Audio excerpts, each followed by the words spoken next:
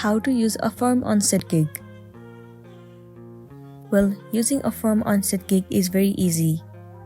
So firstly, if your purchase is eligible, then in the payment section of checkout, you should see different payment options. You need to select Affirm as your payment method. And then you will be taken to Affirm website to complete the payment process. After that, you will get approved for your loan.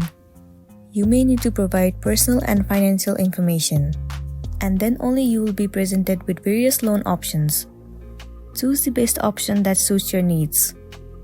Please check out helpcenter.affirm.com for specific regarding loan approval and payment.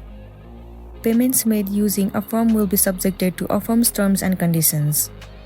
Once you agree to the terms and conditions of Affirm, you will be redirected back to the Seatgeek in order to confirm your order and complete the purchase that you have made. So that's it, and this is simply how you can use Affirm on Seatgeek. I really hope this video is going to be helpful for you. If it does, please make sure to like and subscribe to our channel.